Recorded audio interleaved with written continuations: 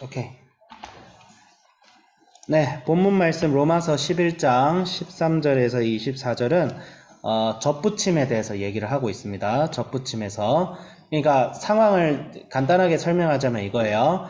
이스라엘의 가지가 꺾이고 이제 원래 가지가 아니었던, 원래 그 나무의 가지가 아니었던 돌 감람나무 가지들이 접붙임 되었더니 그 가지들이 살아난 거예요. 그게 뭐냐면 이방인들은 원래 하나님 백성이 아니었는데 이방인들이 복음을 받아들여서 하나님의 백성이 된 것을 마치 원래 다른 나무 가지였다가 그 가지가 꺾여가지고 원래 그 거룩한 뿌리가 있는 그 나무에 접붙임되어서 살아났다. 이것을 이방인이 이스라엘에서 나온 복음을 듣고 같은 하나님의 백성이 되었다. 그렇게 설명을 하고 있어요. 더 간단하게 설명하자면 침모라는 배가 있고 튼튼한 배가 있는데 이방인들은 침몰한 배에서 살고 있었더니 그 배에서 구조를 받아가지고 튼튼한 배에 들어가서 같이 살림을 받았다. 그 얘기를 하고 있어요.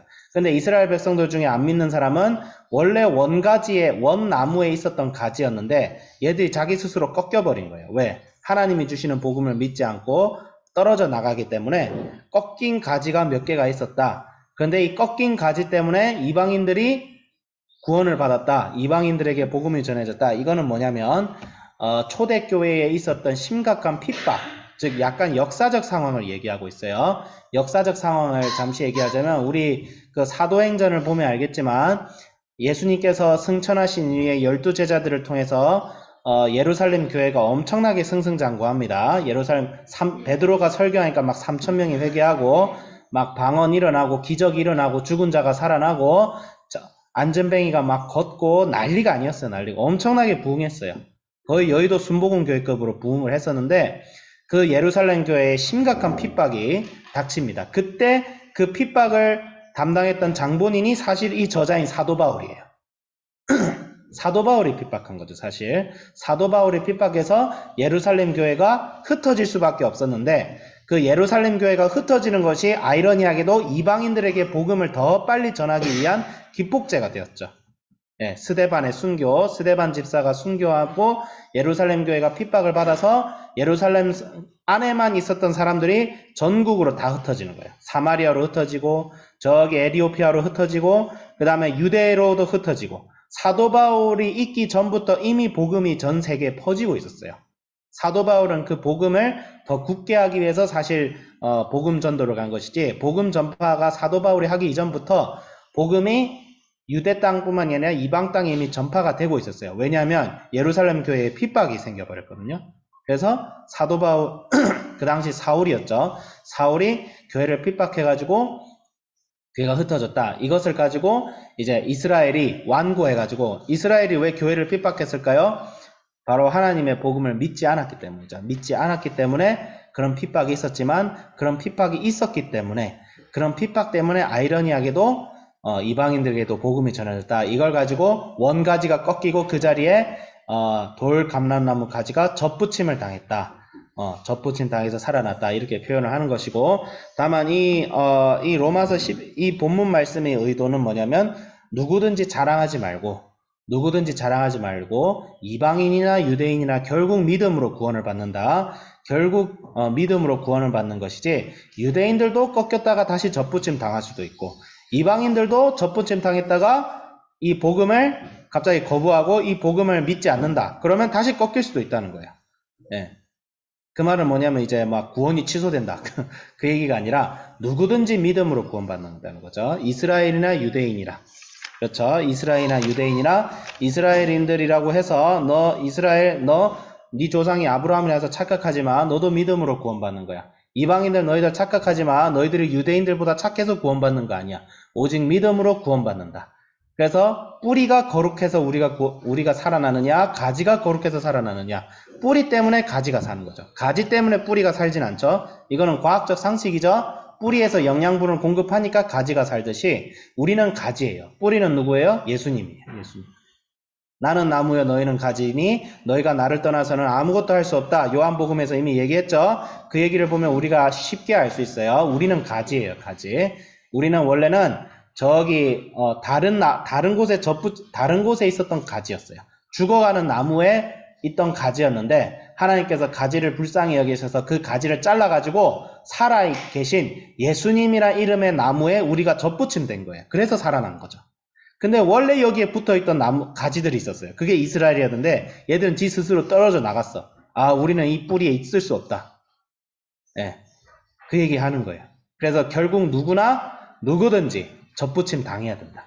누구든지 복음을 전함받아야 된다. 유대 사람들도 이스라엘 사람들도 변함이 없다. 그래서 지금 이스라엘에는 이제 예수님을 믿는 사람도 있어요. 유대인들 중에도 예수님 믿는 사람 꽤 많습니다. 뭐 유대인이라고 해서 다 예수님 안 믿고 유대교 아닙니다. 미국이나 저기 유럽 쪽에 있는 유대교 히브리인들도 상당수는 이미 조상 대대로부터 이미 기독교로 개종한 지 오래예요, 사실. 예. 물론 나치 히틀러가 이제 유대인들 죽일 때 그런 거 안 따졌죠. 카톨릭 신자든 개신교 신자든 유대인이면 다 죽였으니까. 그렇긴 하지만 유대교로서의 그런 전통성이 있더라도 예수 그리스도를 믿는 믿음으로 구원을 받는 거다는 거죠. 누구든지. 그것을 얘기하고 있습니다. 로마서 전체를 우리가 보면 우리 학생들도 이걸 잘 염두에 둬야 돼요. 로마서 전체는 이제 크게 구분을 하자면 1장부터 4장은 오직 믿음으로 구원을 받는다. 그 얘기를 얘기하고 있어요. 1장부터 4장은 그 안에 율법도 나오고 예수님의 의도 나오고 다 나오죠. 5장부터 8장은 뭐예요? 오직 믿음으로 우리는 화평을 누리고 해방된다. 그런 거죠. 1장부터 4장은 믿음으로만 구원을 받을 수 있다. 5장부터 8장은 믿음으로만 우리가 화평을 누릴 수 있다. 절대 율법을 지킨다고 하나님과 관계가 친해지는 게 아닙니다. 절대 그렇지 않아요. 우리는 율법을 지키는 게 아니라 믿음으로, 율법조차도 믿음을 위해서 있는 거죠. 예수님을 잘 믿기 위해서 율법이 존재하는 것이지 율법을 잘 지키는 게 아니에요. 율법 잘 지킨다고 구원받지 않습니다. 율법을 잘 지킬 수도 없지만 사실상. 그리고 9장부터 우리 앞으로 11장까지 오늘 우리 내일까지 하면 11장 다 완료되는데 9장부터 11장은 유대인들도 믿음으로만 구원받을 수 있다. 그렇죠. 그러니까 오직 믿음으로 유대인들도 오직 믿음으로 구원받을 수 있다. 그러면 12장부터 16장 우리가 아직 하지 않은 거 이건 뭐예요? 오직 믿음으로 행할 수 있다. 그런 거예요. 12장부터 16장은 드디어 행함에 대해서 얘기합니다.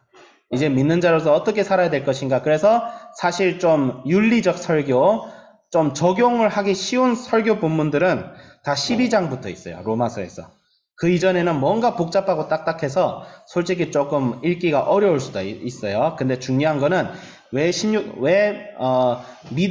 오직 믿음으로 구원을 받는다는 것이 그것으로 그치지 않는 거죠. 오직 믿음으로 우리가 구원을 받게 되면 그리고 반드시 거기 안에는 하나님과의 화평이 있어요. 그리고 누구든지 믿음으로 구원받을 수 있어요. 그 다음에 12장부터 16장 때는 누구든지 오직 믿음으로, 오직 예수님을 믿는 믿음으로 우리는 성화까지 이룰 수 있다는 거죠. 그래서 로마서의 전체적인 주제는 오직 믿음이다.